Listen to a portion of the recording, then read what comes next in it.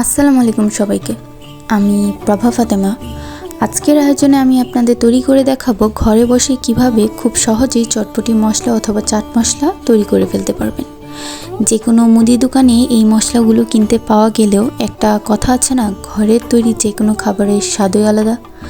আমার কাছে দোকানের মশলাগুলো একদমই ভালো লাগে না, তাই ভাবলাম বাসায় বানিয়ে ফেলি।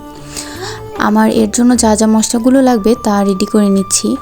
প্রথমে আমি 2 টেবিল চামচ পরিমাণ আস্ত জিরা নিয়েছি 2 টেবিল চামচ পরিমাণ আস্ত ধনিয়া, 1 টেবিল চামচ পাঁচফোড়ন, হাফ টেবিল চামচ পরিমাণ মৌরি, অনেকেই এটাকে মিষ্টি জিরাও বলে থাকেন।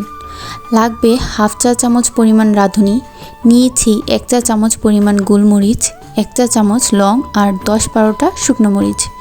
এবার এই সব মশলাগুলোকে আমি একটা ফ্রাইং প্যানে নিয়ে নিচ্ছি। এখন চুলাটাকে মিডিয়াম আঁচে রেখে একটু টাইম নিয়ে ধীরে ধীরে এই মশলাগুলোকে ভাজতে হবে। খুব বেশি আঁচে ভাজতে যাবেন না, তা না হলে কিন্তু পুড়ে যাবে।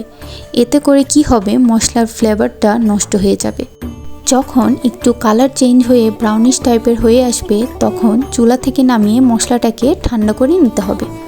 মশলাগুলো যখন ঠান্ডা হয়ে যাবে, তখন এগুলো একটা ব্লেন্ডারে নিয়ে ভালোভাবে ব্লেন্ড করে নিব।